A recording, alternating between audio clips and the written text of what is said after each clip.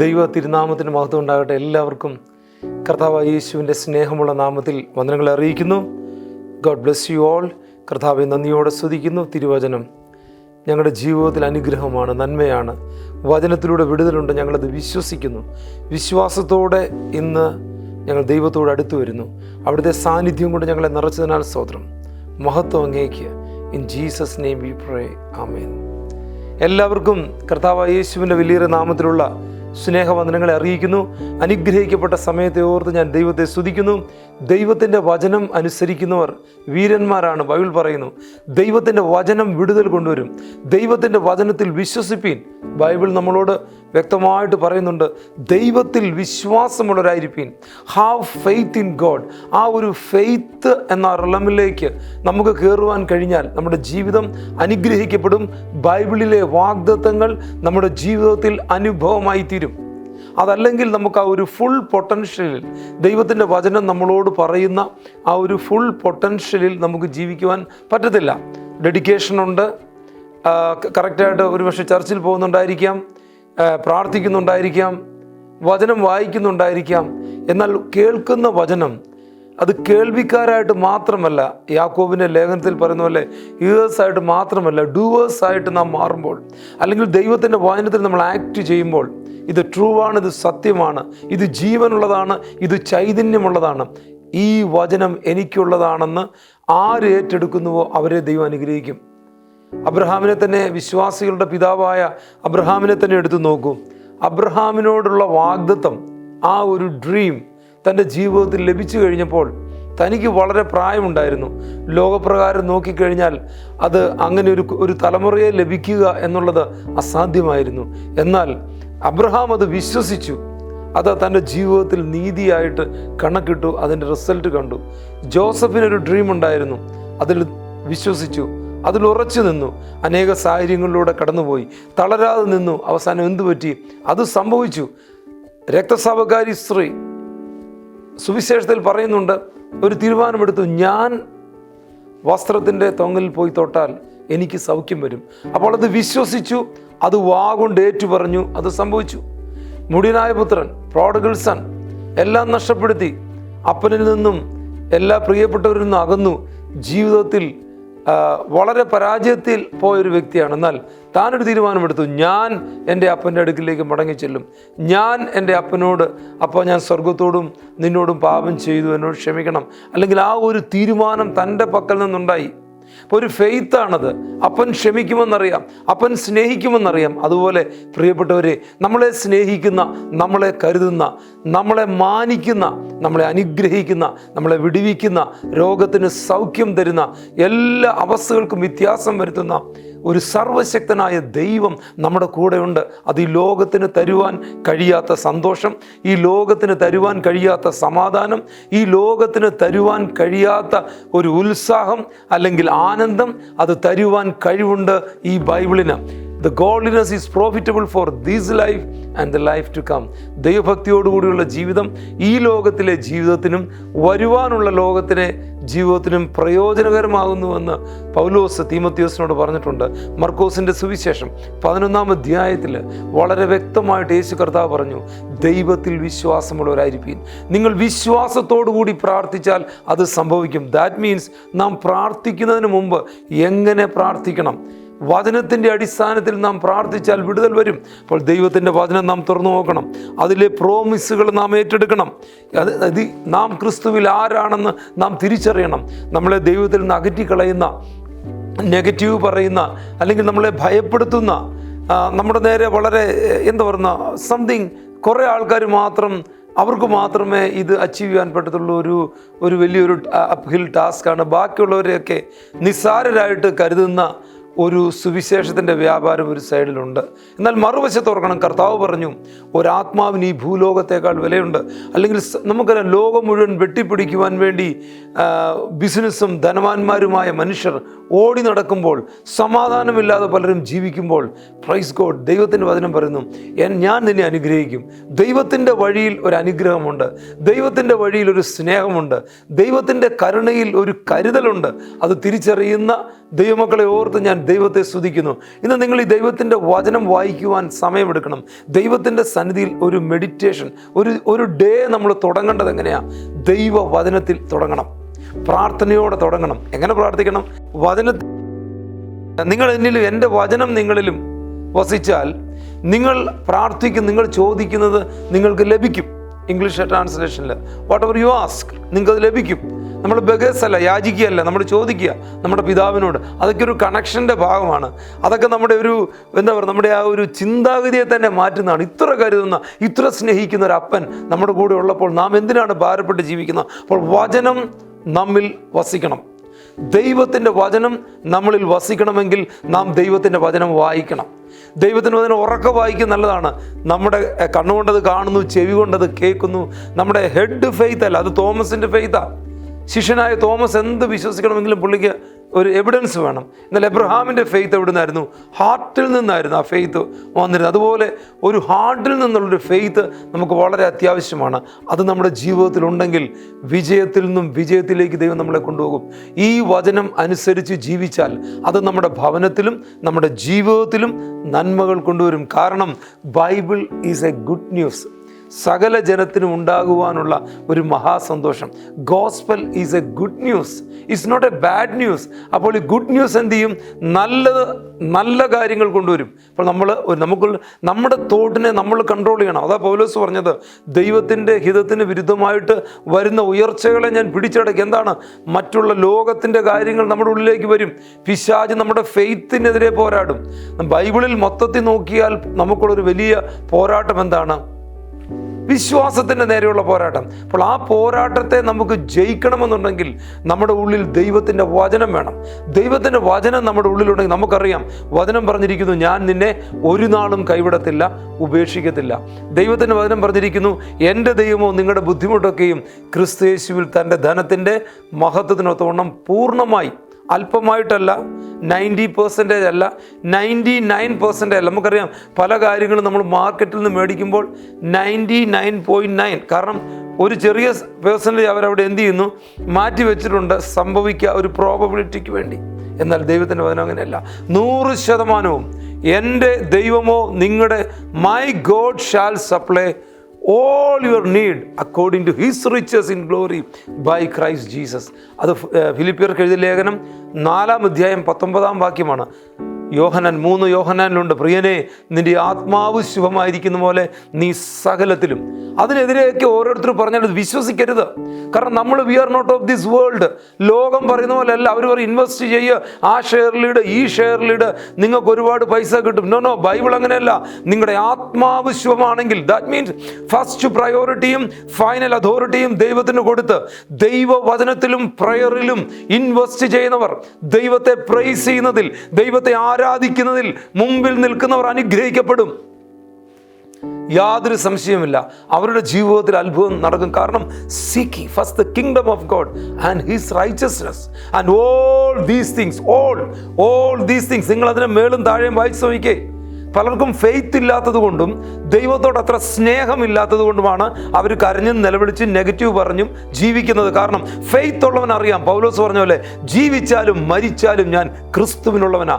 Faith ഉള്ളവൻ അറിയാം, ഞാൻ ഓൾറെഡി സീറ്റഡ് ബൈ ഫെയ്ത്ത്, ഞാൻ ക്രിസ്തുവിനോടുകൂടെ ഉയർത്തെഴുന്നേറ്റ് ക്രിസ്തുവിനോടുകൂടെ ഞാൻ ഉയരത്തിൽ ഇരിക്കപ്പെട്ടിരിക്കുകയാണ്.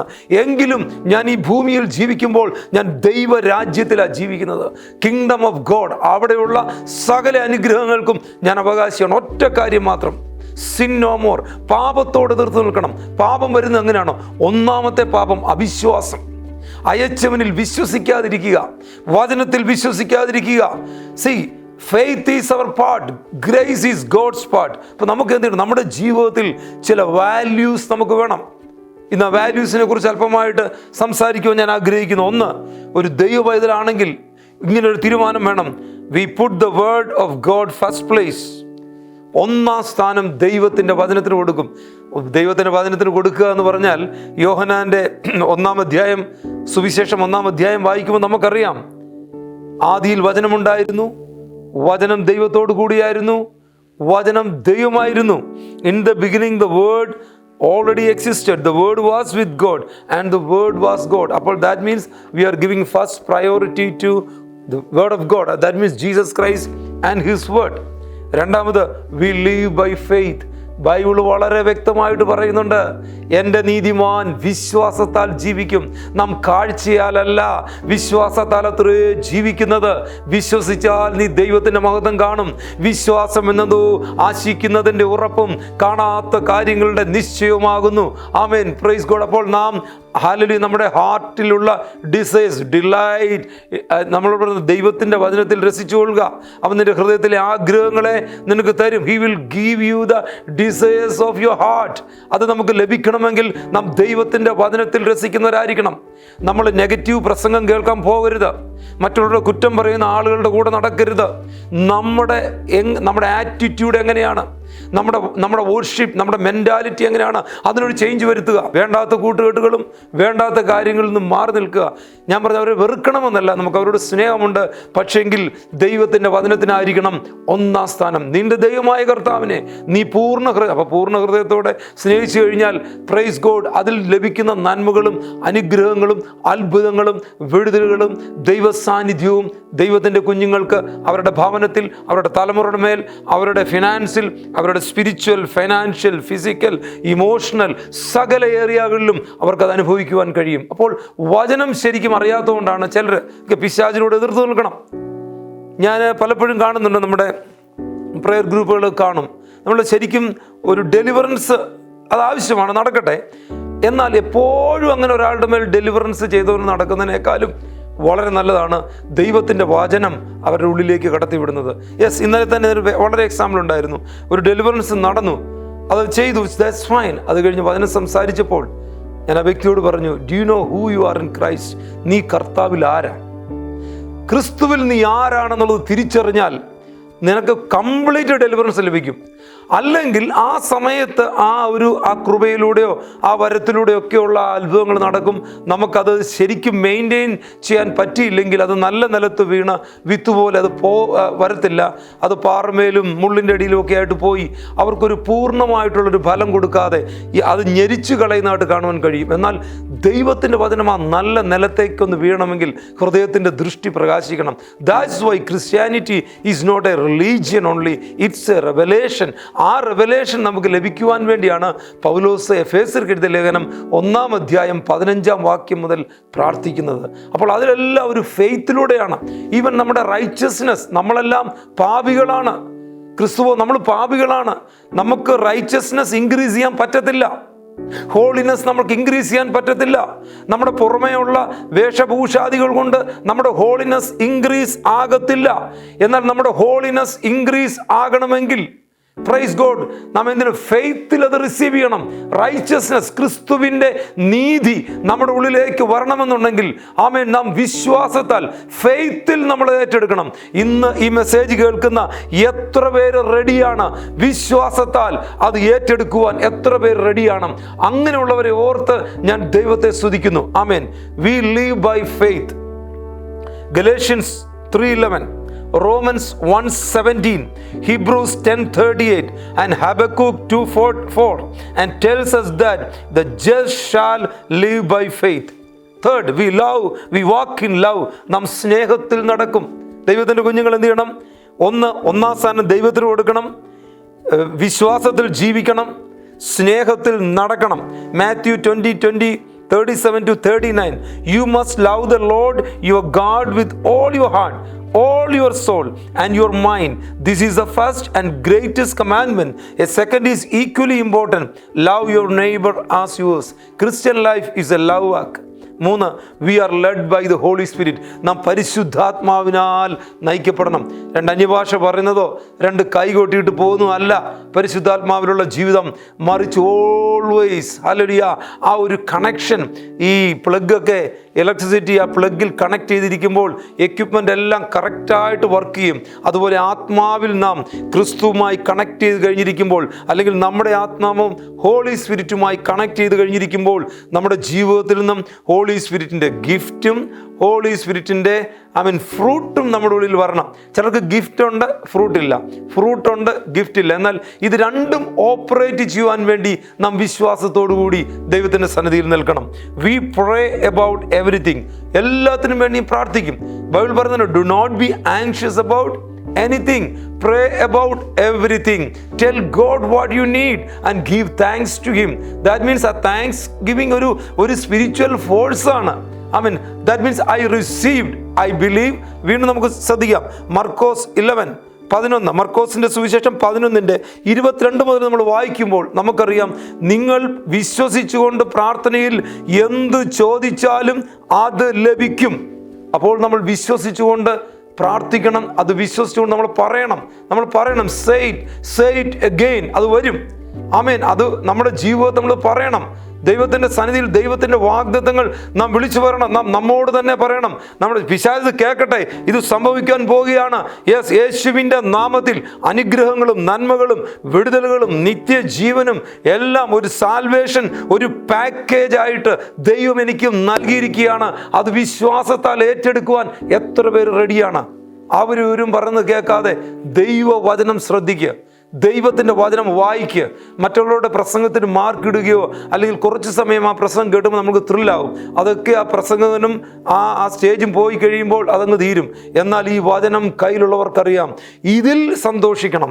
ദൈവത്തിൻ്റെ വചനത്തിൽ സന്തോഷിക്കുകയാണെങ്കിൽ ദൈവത്തിൻ്റെ വചനത്തിൽ പറഞ്ഞിരിക്കുന്ന കാര്യങ്ങൾ നമ്മുടെ ജീവിതത്തിൽ പ്രാവർത്തികമായി തീരും. Amen. We protect the anointing. നമ്മുടെ മേൽ ദൈവം വെച്ചിരിക്കുന്ന വേറെ ഒരു വലിയ ഉത്തരവാദിത്തമാണ്. നമ്മുടെ മേൽ പകർന്നിരിക്കുന്ന അഭിഷേകത്തെ നമ്മൾ കാത്തു സൂക്ഷിക്കണം. ലൂക്കോസിന്റെ സുവിശേഷം 4-ാം അധ്യായം 18-19 വാക്യങ്ങൾ പറയുന്നുണ്ട്, the spirit of the Lord is upon me because he has anointed me to preach the gospel to the poor.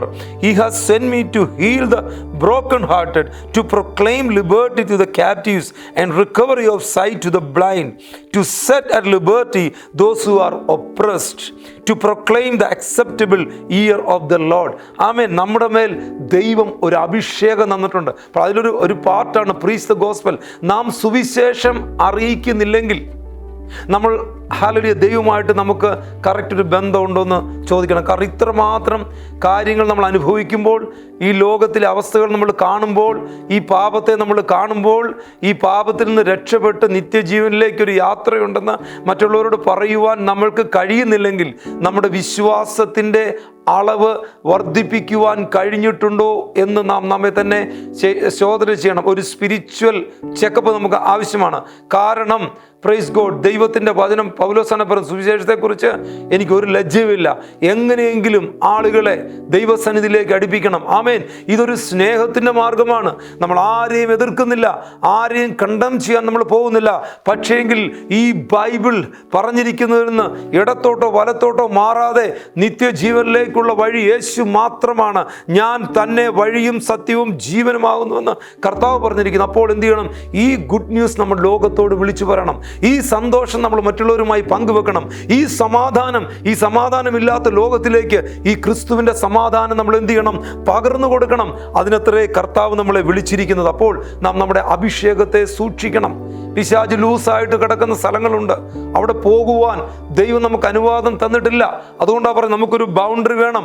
1-ാം സങ്കീർത്തനം തന്നെ അറിയാം. സങ്കീർത്തനം 1 തന്നെ, ദുഷ്ടന്മാരുടെ ആലോചന പ്രകാരം നടക്കുന്നില്ല, പാപികളുടെ വഴിയിൽ നിൽക്കുന്നില്ല, പരിഹാസികളുടെ ഇരിപ്പിടത്തിൽ ഇരിക്കാതെ യഹോവയുടെ ന്യായപ്രമാണത്തിൽ, ദാറ്റ് മീൻസ് ഈ ബൈബിളിൽ സന്തോഷിച്ച് രാപ്പകൽ ധ്യാനിക്കുന്നവൻ ഭാഗ്യവാൻ. അങ്ങനെയുള്ളവൻ അനുഗ്രഹിക്കപ്പെടും. അതിന് എത്ര കഷ്ടത പറഞ്ഞെന്ന് പറഞ്ഞാലും വചനം മാറത്തില്ല. അതിൻ്റെ താഴെ പറഞ്ഞിരിക്കുന്നുണ്ട്, അവൻ ആറ്റരികത്ത് നട്ടിരിക്കുന്ന വൃക്ഷം പോലെയും തക്കകാലത്ത് ഫലം കായ്ക്കുകയും ചെയ്യും. യോശുവയുടെ ദൈവം പറഞ്ഞ എന്തുവാണ്? ഇത് വിട്ട് ഇടത്തോട്ടോ വലത്തോട്ടോ മാറരുത്. യോശുവയുടെ മൈറ്റി പവർ കൊണ്ടൊന്നുമല്ല എരിഹോ മതിൽ വീണത്. ആ സ്തുതിയെടുത്തു. ഹല്ലേലൂയ. ആ സ്തുതിക്കുമ്പോൾ എന്ത് ചെയ്യും? സാത്താൻ ഓടിത്തുടങ്ങും. നമ്മുടെ ജീവിതത്തിൽ നാം വിശ്വാസത്തോടെ ദൈവത്തെ ആരാധിക്കുമ്പോൾ എന്ത് ചെയ്യും? സ്തുതിയെടുത്താൽ സാത്താൻ ഓടുവാർ. അങ്ങനെ തമിഴൊരു പാട്ട് തന്നെയുണ്ട്, ബെർഗ്മാൻസ് എഴുതിയത്. ആമേൻ. ദാവീദ് ശൗലിൻ്റെ അടുത്ത്, ശൗലിന് ദുരാത്മാവ് വരുമ്പോൾ ദാവീദ് വീണം വീട്ടും. ഇപ്പോൾ ദാവീദിൻ്റെ മേൽ അഭിഷേകമുണ്ട്. അപ്പോൾ അഭിഷേകം നുകത്തെ തകർക്കും. അപ്പോൾ ആ അഭിഷേകം നമ്മളിൽ വർക്ക് ചെയ്യണമെങ്കിൽ നാം പാപത്തോട് എതിർത്ത് നിൽക്കണം. ആമേൻ. സ്റ്റേജിൽ കയറി ഇഷ്ടം പോലെ എന്തെങ്കിലും പറയാം, പക്ഷെ നമ്മുടെ പ്രാക്ടിക്കൽ ലൈഫിൽ നമുക്ക് എത്രമാത്രം ദൈവമായിട്ട് ബന്ധമെന്നുള്ളത് നാം നമ്മെ തന്നെ ശോധന ചെയ്യണം. അതൊരു പുറമേയുള്ള വസ്ത്രങ്ങൾ കൊണ്ടോ ഒന്നും കിട്ടത്തില്ല. ഉള്ളിൻ്റെ ഉള്ളിലെ ഒരു ബന്ധമാണിത്. It's a revelation. അതാ പറഞ്ഞു, ഒരുവൻ ക്രിസ്തുവിൽ ആയാൽ പുതിയ സൃഷ്ടിയാ. ക്രിസ്തുവിലായില്ലെങ്കിലും കൂട്ടായ്മയ്ക്കും യോഗത്തിനും പോകാം. ക്രിസ്തുവിലായില്ലെങ്കിലും അന്യഭാഷ പറയാം. ക്രിസ്തുവിലായില്ലെങ്കിലും അത് ഇതൊക്കെ ചെയ്യാം. പക്ഷേ എങ്കിൽ ക്രിസ്തുവിലായാൽ മാത്രമേ പുതിയ സൃഷ്ടിയാകത്തുള്ളൂ. ക്രിസ്തുവിൽ ആകണം. എങ്ങനെ ക്രിസ്തുവിലാകുവാൻ കഴിയും? By faith. വിശ്വാസത്താലല്ലേ നാം രക്ഷിക്കപ്പെടുന്നത്. വിശ്വസിച്ചാൽ നീ ദൈവത്തിൻ്റെ മഹത്വം കാണും. കർത്താവിനെ സ്വന്തം രക്ഷിതാവായിട്ട് സ്വീകരിക്കുകയാണ്. ഇതൊക്കെ പറയാൻ എളുപ്പമാണ്, എന്നാൽ പ്രാക്ടിക്കലായിട്ടൊന്ന് ചിന്തിച്ച് നോക്കിക്കേ. നമ്മുടെ ഉള്ളിലുള്ള പണ്ടത്തെ തമ്പിയുടെ ഹൃദയം എന്ന് പറയുന്ന ആ ട്രാക്റ്റിൽ പറയുന്ന പോലുള്ള കാര്യങ്ങൾ ഇതിൻ്റെ അകത്ത് കിടന്ന് കറങ്ങിയാണ്. ഈ പൊളിറ്റിക്സും ഈ കാര്യങ്ങളും ഈ വടംവലിയുമെല്ലാം ഉള്ളിൽ ഈ പകയും വിദ്വേഷമൊക്കെ തിങ്ങി നിറഞ്ഞിരിക്കുകയാണ്. എന്നാൽ ഇതിനെ ഒന്ന് എടുത്ത് പുറത്ത് കളഞ്ഞേ.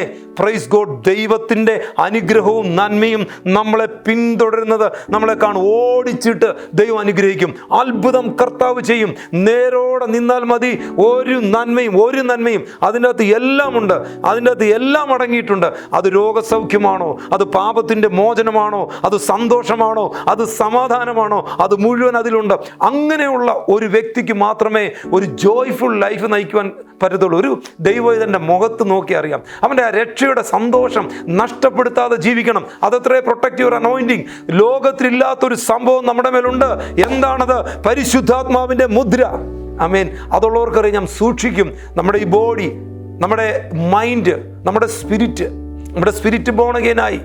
നമ്മുടെ മൈൻഡിലൂടെ പിശാച് അറ്റാക്ക് ചെയ്യുകയാണ് നമ്മുടെ ഫെയ്ത്തിന് നേരെ. നമ്മുടെ ബോഡി ആണെങ്കിൽ ഒരു ഫ്ലഷുമാണ്, അത് ഈ ലോകത്തിലുള്ളതുമാണ്. അപ്പോൾ മൈൻഡും ബോഡിയും നമ്മുടെ ആത്മാവിനെ ഞെരുക്കുവാൻ സമ്മതിക്കരുത്. അതുകൊണ്ടാണ് നമ്മുടെ മൈൻഡിൽ വരുന്ന ദുഷ്ടചിന്തകൾ അല്ലെങ്കിൽ അങ്ങനെയുള്ള പാപത്തിൻ്റെ ചിന്തകളെ നമ്മൾ എന്ത് ചെയ്യണം? പിടിച്ചടക്കണം. ആമേൻ. നമ്മുടെ ബോഡിയെ, നമ്മുടെ ഫ്ലഷിനെ നാം എന്ത് ചെയ്യണം? സ്പിരിറ്റ് കൊണ്ട് കീഴ്പ്പെടുത്തണം. അങ്ങനെയായാൽ മാത്രമേ നമുക്ക് ജയകരമായൊരു ക്രിസ്തീയ ജീവിതം നയിക്കുവാൻ കഴിയത്തുള്ളൂ. ആമേൻ. ഇഷ്ടംപോലെ എല്ലാം ചെയ്തിട്ട് ദൈവത്തെ പ്രസാദിപ്പിക്കാമെന്ന് വിചാരിച്ചാൽ അത് നടക്കത്തില്ല. അതത്രേ ഹോളി ലൈഫ്. ആ ലൈഫ് അത്രേ ഹോളി ലൈഫ്. ആ സ്നേഹം, കർത്താവുമായിട്ടുള്ള ബന്ധത്തിൽ മുമ്പോട്ട് പോവുക. ബാക്കി കാര്യങ്ങളെക്കുറിച്ച് വലിയ ന്യൂസോ കാര്യങ്ങളോ ഇവിടുത്തെ കാര്യങ്ങളോ ഒക്കെ ഒരു വശത്തോടെ നടക്കും. എന്നാൽ നമ്മുടെ മൈൻഡ് മാറിക്കഴിഞ്ഞു, ക്രിസ്തുവിലായി കഴിഞ്ഞു. പൗലോസ് പറയുന്നുണ്ട്, റിന്യൂ യുവർ മൈൻഡ്. നമ്മൾ ഒരിക്കൽ രക്ഷിക്കപ്പെടുന്നു, എന്നാൽ എല്ലാ ദിവസവും നമ്മൾ ചെയ്യേണ്ട ഒരു കാര്യമുണ്ട്. കർത്താവിൽ നമ്മുടെ മൈൻഡിനെ നമ്മൾ റിന്യൂ ചെയ്യണം. മനസ്സ് പുതുക്കി രൂപാന്തരപ്പെട്ട് ജീവിക്കണം. We honour God. Last hallelujah. നമ്മൾ ദൈവത്തെ ബഹുമാനിക്കുന്നവരായിരിക്കണം. ദൈവത്തിൻ്റെ വചനത്തെ ബഹുമാനിക്കുന്നവരായിരിക്കണം. ദൈവത്തെ ബഹുമാനിക്കുക എന്ന് പറഞ്ഞാൽ പ്രൈസ് ഗോഡ് ഹല്ലേലൂയ, ദൈവത്തോട് ചേർന്ന് നിൽക്കുക. ദൈവത്തിന്, അവൻ്റെ നാമത്തിന് തക്ക മഹത്വം കൊടുക്കുക. ദൈവത്തെ ഹല്ലേലൂയ ഒന്നാം സ്ഥാനം, ഫസ്റ്റ് പ്രയോറിറ്റി, ഫൈനൽ അതോറിറ്റി ദൈവത്തിന് കൊടുക്കുക. ദൈവത്തെ ബഹുമാനിക്കുക എന്ന് പറയുമ്പോൾ നമ്മുടെ പണം കൊണ്ടും നമ്മുടെ ആരോഗ്യം കൊണ്ടും നമ്മുടെ സ്തുതി കൊണ്ടും എല്ലാം നമ്മുടെ ജീവിതം കൊണ്ട് നമുക്ക് ദൈവത്തെ ബഹുമാനിക്കുവാൻ കഴിയും. അങ്ങനെ ഒരു അനുഗ്രഹിക്കപ്പെട്ട ജീവിതം നയിക്കുവാൻ അത്രേ ദൈവം നമ്മളെ വിളിച്ചിരിക്കുന്നത്. അതുകൊണ്ടാണ് ലേഖനത്തിൽ ബൈബിളിൽ ഇങ്ങനെ പറയുന്നത്, അനുഗ്രഹം അനുഭവിക്കുവാൻ വിളിക്കപ്പെട്ടവരായതുകൊണ്ട് അനുഗ്രഹിക്കുന്നവരായിരിക്കും. May God bless you. Thank you for watching.